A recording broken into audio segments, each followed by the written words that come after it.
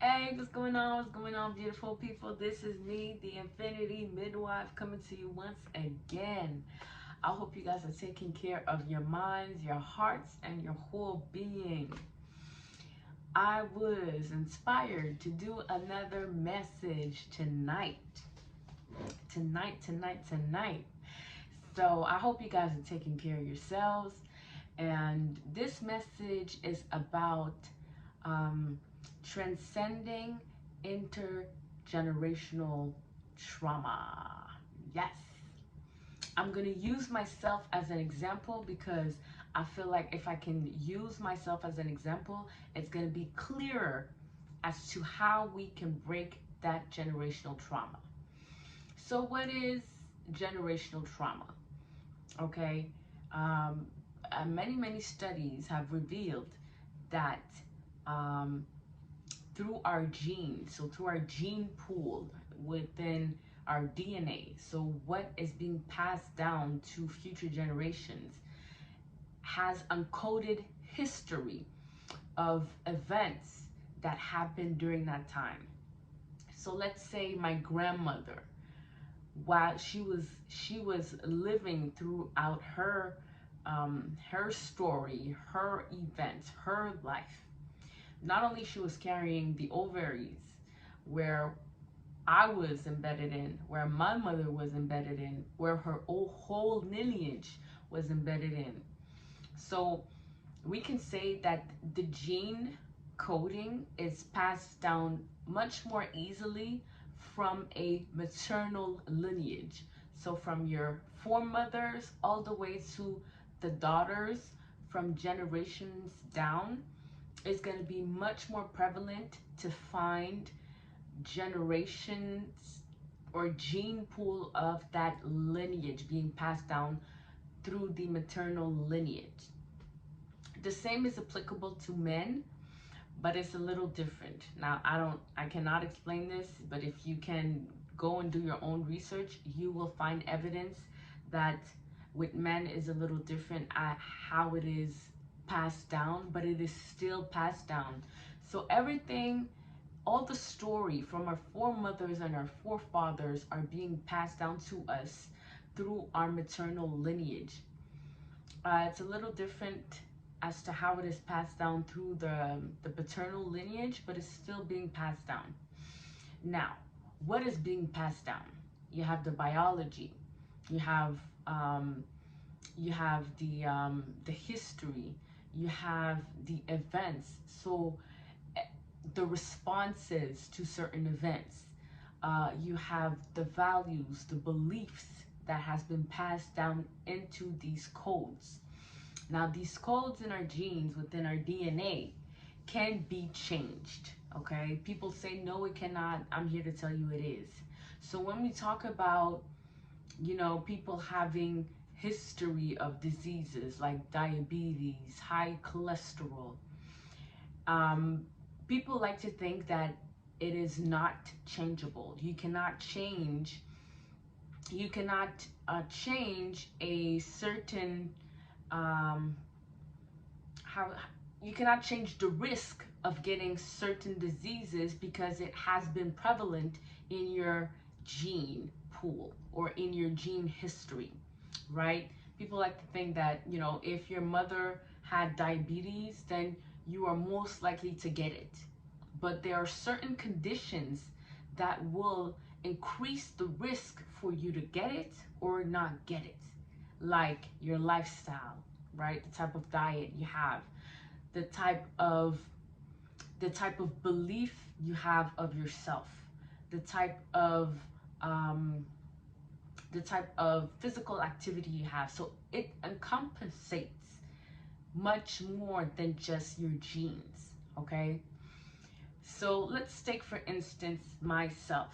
Okay, I grew up in an environment where I had a dad and a mom. I was mostly raised by my dad, but regardless, I inherited both my parents' genes. Okay? Now, that being said, when I look at how, and I want to say this, we, when we talk about genes, we sometimes overlook the type of beliefs that our parents has also inherited or had passed down onto us. But that is something that is very much important to understand. So I'll take my dad for instance. Okay. The type of beliefs that my dad grew up upon, which was, first of all, he grew up in a polygamous environment where his dad had 4 wives. He saw his dad being killed when he was only 18. He had this belief of himself that he had to carry the burdens of his family. So very early on, because of the trauma and the beliefs that he had about himself, that he had to carry the burdens of his family. He had to be the martyr. He had to be the one that's going to carry the burdens of everyone. Why? Because he had this sense of responsibility. Not only that, he was just the one son out of the union between his mom and his dad. So the union did not last. His mother went back to her parents because she did not want to deal with physical abuse. So my dad had to live with his, the other spouses, right, of his dad. And then he had also to deal with the children of all these other spouses. So because he was the second born, he had to make sure that he was very responsible, reliable, so that he can help out. And then when his dad died, that was very traumatic for him. He felt abandoned. Not only he felt rejected from his mother by her leaving her dad and going back to her family, he had to deal with abandonment issues by watching his dad being killed. And the way he responded to that trauma was with the belief that he had to become the bearer of burdens for his family. Okay? Now, how did that show up in his life? The first half of his life was very beautiful, as he moved, he traveled, he went on to study geography or geology. He had this beautiful wife and he had his first marriage and everything was going well until he was convinced that interracial marriage was not welcomed by his community. So again, because my dad had this belief of self that he had to carry burdens of his family, that won him over his own happiness. His own happiness became second. His own needs became second, because the community at large had, or my dad had this belief that he had to hold more space for the community. And in the way his life unfolded in the second half of his life was very burdensome, because he had that belief that he had to carry burdens of his community, of his family. And in his second marriage, it was a total disaster for him. And he could not overcome the disaster of his second marriage, because the first marriage went beautifully well. But because it was not welcomed by the community, interracial marriage in the 80s or in the 70s was not as welcome. So he turned that down. As saddening as it could be, he turned away his own happiness to fulfill a community, or the talk of the community, that you need to be with a woman of your land. And that brought him to live the second half of his life with a lot of burdens. And unfortunately, my dad passed, and he passed with a cancer. And that in and of itself is very revealing as to when you're not living in purpose, when you're not living in happiness, when you're not living for your own soul purpose, you will carry on other people's burdens. You will carry on other people's stories, other people's belief of you. And that's what my dad did.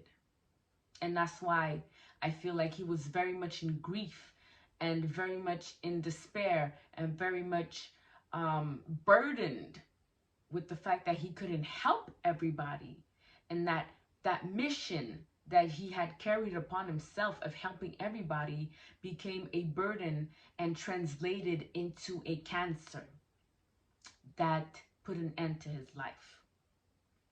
Okay? So that was the heritage that was being passed down to me through my dad.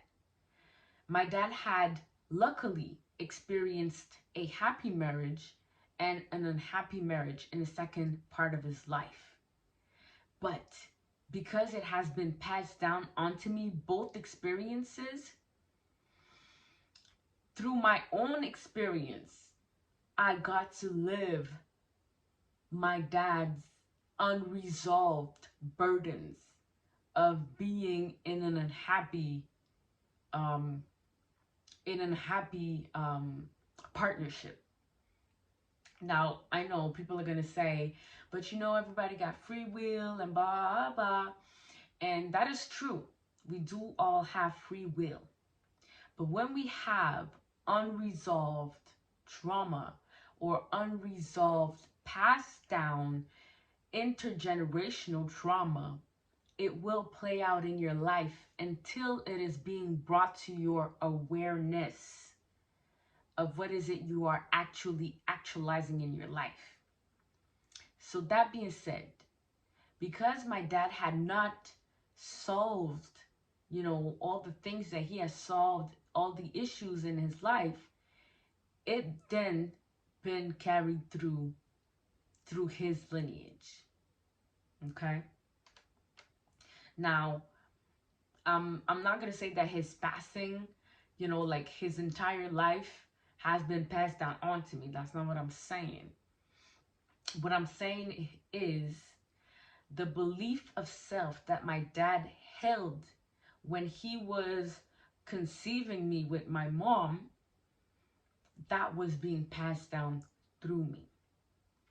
So, and through all his children. So you will find that some children have a high sense of responsibility, a high sense of efficiency, a high sense of practicality, because my dad was very practical. And my dad was very spiritual. Yes, he was religious, but he was also very spiritual.